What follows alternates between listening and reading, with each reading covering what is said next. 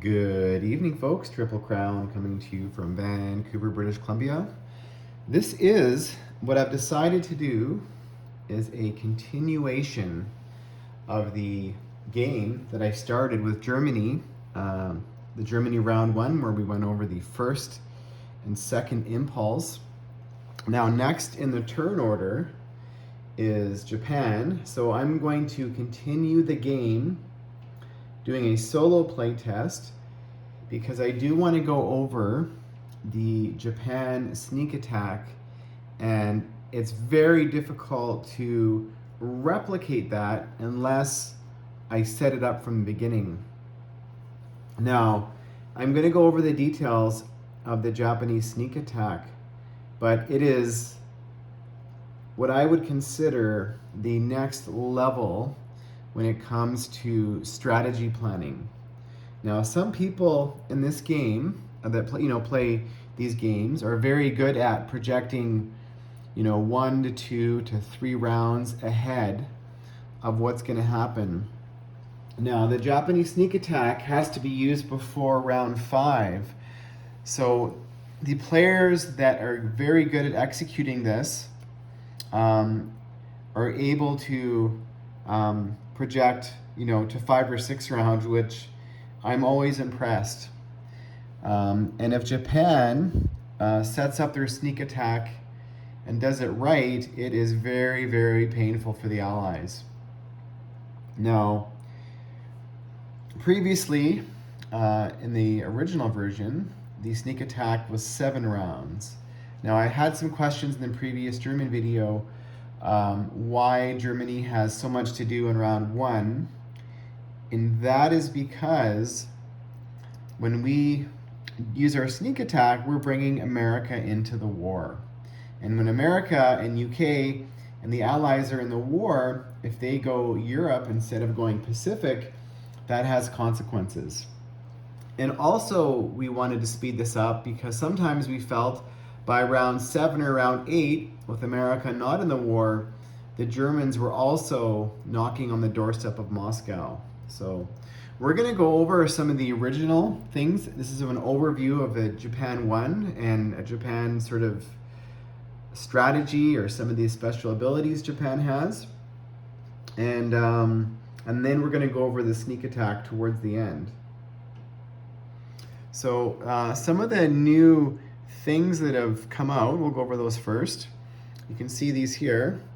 These are the bonsai charge dice. Now, the bonsai were in the original game, and it's an ability the Japanese infantry, the regular infantry had, I think it was three territories per turn. They declared a battle. 2 infantry were +1 on the first round of combat, representing sort of a bonsai charge.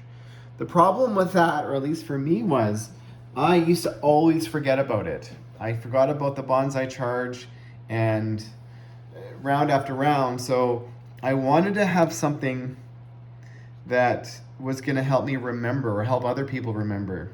So I talked to Doug about this, and I had an idea for a while about using dice as markers. So that's what these dice are. You're going to get 3 dice. So when you declare your battles, let's just say we're declaring this battle here. Now this is regular infantry only, not veteran or SNLF. So 2 regular infantry, you'd put the dice beside to remind yourself. So when you say you're declaring like 5 or 6 battles, sometimes you forget these things. Things are complex, and sometimes that could give you the advantage. So let's just say you declared 3 battles, but only one of them was the bonsai attack. When you're rolling them out, say you decided to roll this one last, well, that marker is just going to help you remember to roll for the bonsai charge so you don't forget. So I know it's a lot of hubbub. They look pretty cool, I think. It's amazing that Doug can print these on dice, but that's what they are, folks. So there's going to be 3 bonsai charge dice. And I think originally there was the little chits that you could get. And that was the same thing, but I just found I forgot to use them, or they just didn't pop. And I think convoys are one thing in the original Axis and Allies people forget to roll. because they just don't stand out. So that is the concept there. Sorry to go over that. Another special ability, and they talk about Tokyo Express. Well, I used to think that the Tokyo Express was Japan just, sending their whole navy sort of around the Horn towards Calcutta.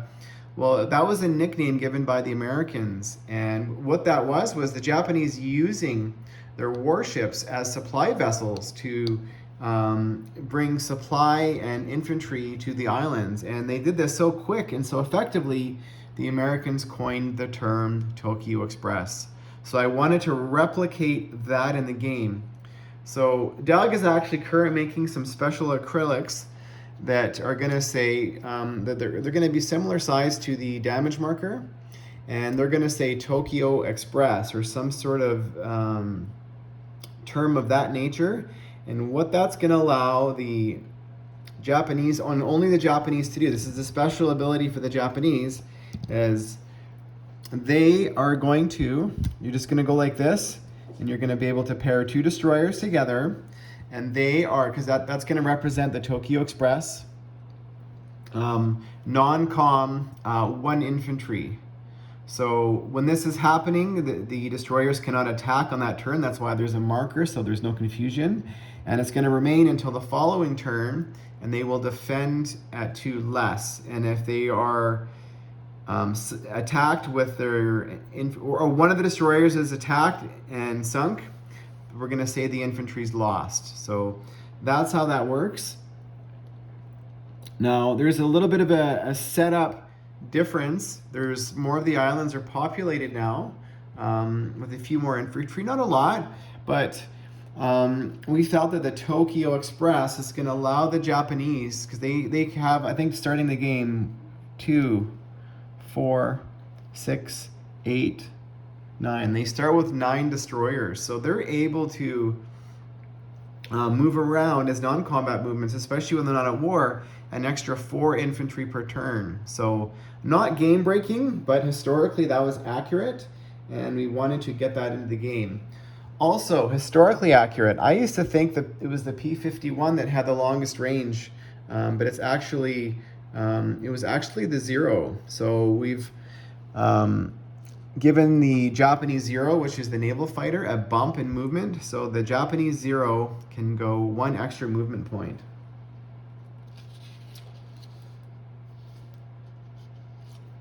Now let's talk about Japan. So they have a pro-neutral, that is Siam. So you can see there's an air base in Siam, 2 infantry, a fighter, and a destroyer. So Japan can annex this on turn 1, and they're allowed to build a minor factory only on turn 3. And Japan does get the 3 IPP for controlling this territory, and they also get 1 infantry per turn. So 1 infantry per turn gets put in Siam. I'm just going over my notes here.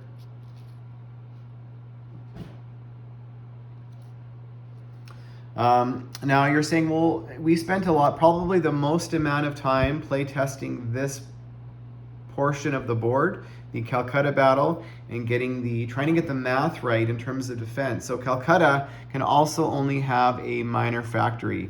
They have 3 military bases, so they are able to produce 1 infantry at these 3 military bases, and 3 infantry or 3 units here, plus the bonus unit from UK. So they're a little bit outgunned here in Siam, but with the Japanese Navy coming down here and all the transports, we felt that, now we play tested the heck out of this, that this was fairly balanced. Also, Japan still has their kamikazes, which I think they do in most variants. And in this game, we didn't change it from the original, which is after round 10, if Japan is below 40 IPP, they can use their regular fighters only as kamikazes. And then basically, the planes can go their full distance, and they roll an 8 or less, and they can select surface warships, so not transports. So that's how that works for the kamikaze. The details of that are going to be in the rule book. obviously. They'll be in the rule book. Dug in defense. So all Japan infantry on their original soil, whether it's an island or their original soil, so the original soil also considers, this territory in China, they defended a +1. So that's another bonus for the Japanese.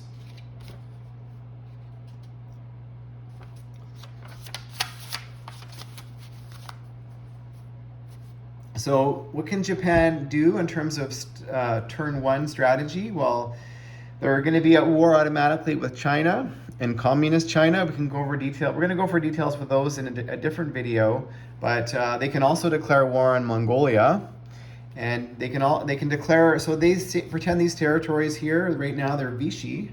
So we kept the Vichy and the Free French rules from the previous video that I did. It's the exact same. So these are currently Vichy, but if they were Free French, the Japanese could declare war on the French without declaring war on the UK or anybody else.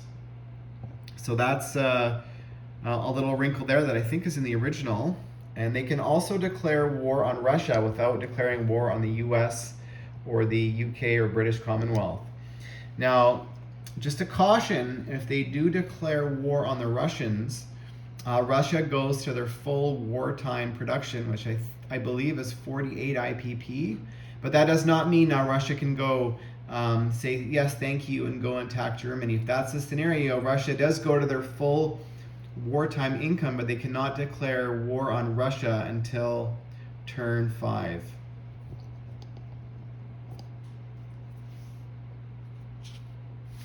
Now also here, I forgot to mention, the British or the Commonwealth cannot declare war on Japan until after the start of turn 3. So the start of turn 3, they can declare war on Japan, which then would keep America out of the war until later, probably till round 6 or round 7. So that's a risky proposition, but what it could do is once they're at war with Japan, Japan can no longer do a sneak attack on the British or the Commonwealth. So that's how that is a decision the British are going to have to make, and that is very sort of situational or game dependent. Now, in terms of the Americans, a couple little wrinkles we added, because Kurt expressed in previous games with Gargantua going way back in time that players used to send their whole Japanese Navy off the coast of Washington and do a big sneak attack and either wipe out the whole U.S. fleet and then land in San Francisco, which the Americans could not stop. So we tried to, there's a few things new rules we brought up that we hope fix that. One is that if Japan is sitting adjacent to any territory in North America, including Canada, that is considered that's a special case. That is considered a declaration of war against the Americans. So the Japanese fleet can no longer just sit here or sit here, just waiting. So that's a little wrinkle. Also, the Americans have their integrated rail network, so they're able to rail 4 ground units from the east to the west to help defend if they need to. They no longer have to walk those infantry across. So that's should also help out the Americans. There's a major factory there. What else for the Americans? Oh yeah, so say that Japan says, I don't care, we're coming to America anyways, we're gonna land on our Japanese sneak attack. Well, if they land on any US territory in North America, the next US turn, they're able to purchase infantry for 1 IPP and place one of those special infantry in each of their territories that are not occupied by Japanese. So basically every territory in the United States will get populated with an infantry for the cost of 1 IPP each. We just felt that that would stop Japan from going absolutely crazy if America's in Washington and Japan is in San Francisco. What is America going to do? So that's another little wrinkle we added in. Now we're going to go over the sneak attack, which is really for the Japanese player what the game is all about. Like, you have to, on your turn 1, be projecting what you're going to do for your sneak attack. Everything you build, everything you do should be geared towards maximum efficiency of your sneak attack. Now, what are some good targets for the things the Japanese could use their sneak attack on? Well, the most common ones, some of the smaller targets, could be the Philippines or Hawaii. Sometimes the Money Island or Malaya. Now, Malaya has a fortification, and this is a unique fortification, meaning that if the Japanese come from the sea, the fortification's in effect, but if they come from Siam, it's not. So some other bigger risk targets, but if the Japanese want to do it, they can, would be Sydney. That's I actually have never done that one, but that very easily could be a popular target, or New Zealand. Probably the most common would be Calcutta. Another one would be targeting the US fleet, or trying to do a landing in either Alaska or Western United States, or even Canada, because Canada now has a colonial factory, an infantry, and a transport to start the game. And why this guy is there is because Canada actually sent a division of infantry over to Hong Kong to defend before Japan had declared, had made it that far into China. So that was at the call of the British. So Canada answered the call and said, we're sending the Canadians in. That's probably should be for a later video. So what is the sneak attack? Okay, because some people, they've asked, what is it? They'd like to know more about it. Sort of a quick overview. Now, these dice were made by Doug. We have some, I've showed these in a previous video, but these are the 3 Tora dice. Now, this is what the Japanese had said, or I think was their call, was their mission when they launched their mission to attack Pearl Harbor. They said Tora. So we felt that was appropriate to represent as the Japanese sneak attack. So now the Japanese actually did do 3 sneak attacks, sort of in conjunction. They attacked Pearl Harbor, they attacked the Philippines, and they took out a bunch of, actually it was B-17s that were on the ground still.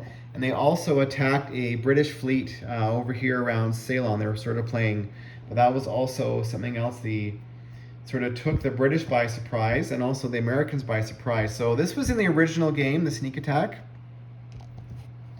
And now the only wrinkle we've added for the sneak attack, in addition, and I was talking to Kurt about this morning, is he thought that it was too powerful for Japan to use it all, say all 3 sneak attacks on America, or all 3 on the British, or all 3 on Australia. So we're saying now that the Japanese can only use 2 sneak attacks maximum on a nation, and the 1 sneak attack will have to be used somewhere else. And that should also help out, or prevent Japan from wiping out the entire US fleet and then landing in San Francisco, and kind of sort of basically setting the US back about 3 or 4 turns. So that's something that we hope we've fixed. So the start of the sneak attack, what does Japan do? They say this is their turn. They plan to do this sneak attack. They say, we are going to do a sneak attack. Japan immediately gets a bonus 35 IPP, which they spend right away with their purchases, and those units go on the board that turn. Now, they don't get to attack that turn. Actually, I'm going to have to clarify that. I'm not sure if the units they put on the board. Let me quickly read.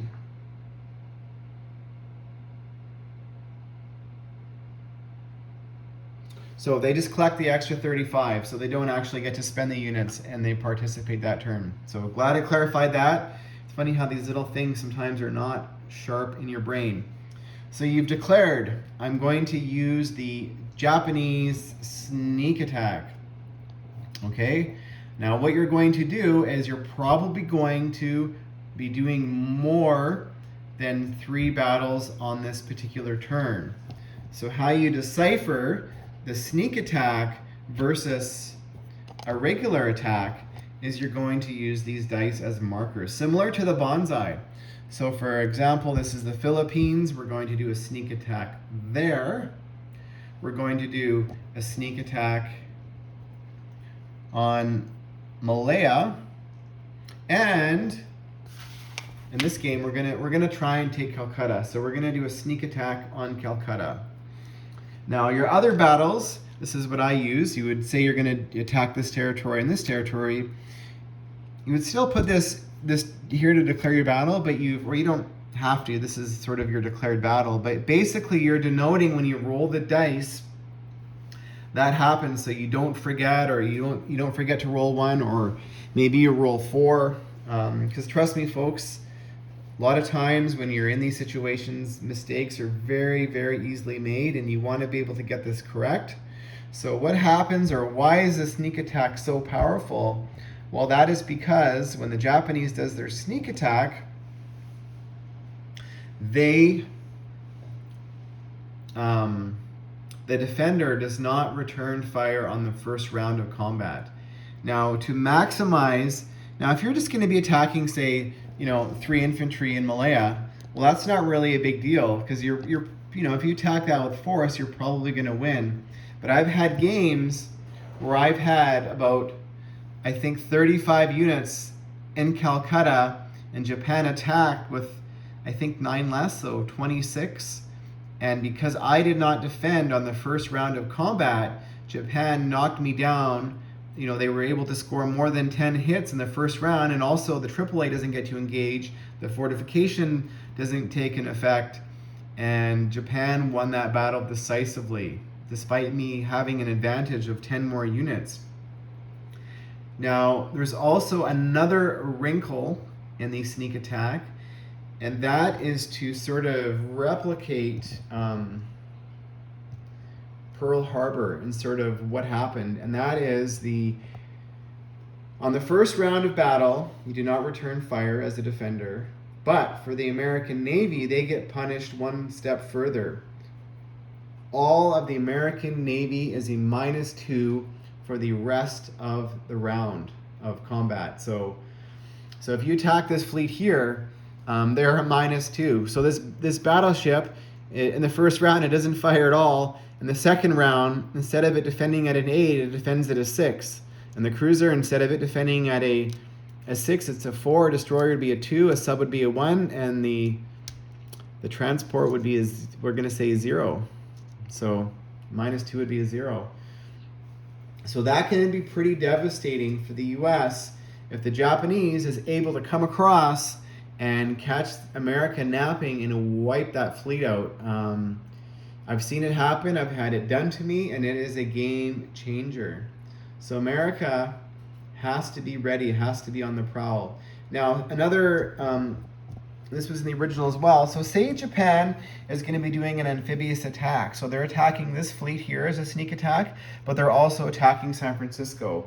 That would be you could do both as a sneak attack, and the clearing of the sea zone would be 1, and the attack on San Francisco would be 2. And that would mean there would be 1 more sneak attack that would have to be used somewhere else. So that would count as a 1 and a 2. So that is the sneak attack kind of summed up.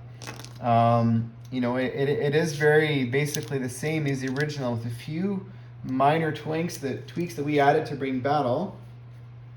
Something that I forgot to mention, I think I have in a previous video, but just to talk about the Commonwealth, or sorry, the Dutch. Now, when Holland is under Axis control, basically this is a pro-Allied neutral, which means that if this Anzac guy on turn 1 walks into this territory, basically we're going to say these ships still remain British, but they will be under Anzac control. So they will still be a part of the Royal Dutch Navy, but they will, and they're not at war with Japan, they're just here. And we're saying for the purpose of the game, so we're worried they're going to become here and become blockers, or here, or go somewhere else. I mean, that they cannot be roaming around up here. They have to remain around these territories here. And all of the infantry on these Dutch islands are colonial infantry. So we're saying all the original Dutch infantry on these islands has to remain. They cannot be loaded on transports and go over here to defend Calcutta. They have to defend their own island. So they're basically stuck, folks. Now the ships here can go here to be blockers if they choose, but remember, Siam is in the sea zone here, so they would have to go here, and that they cannot go here. Now, also another rule that we added, I think I talked about, was no more sneaky Carl. So let's just say, for example, the very common sneaky Carl that is used is when the Japanese transports are loading to go and attack Calcutta, and there's one pesky, say, call it a British sub there with this transport.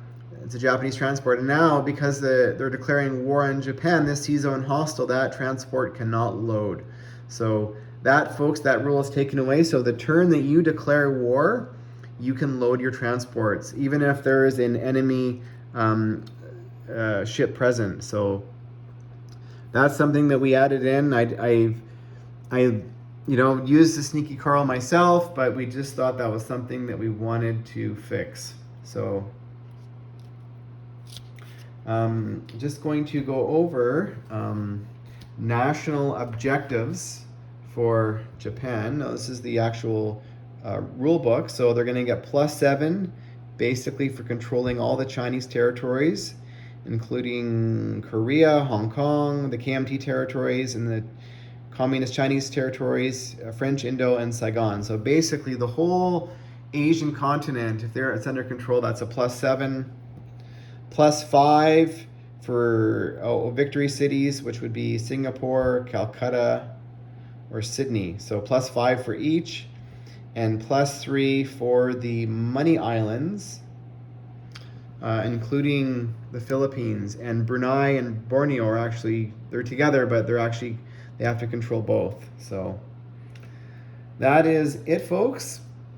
Now, in closing, I'm just going to say that editing this game and getting it to the final stages it's a bigger challenge than I thought.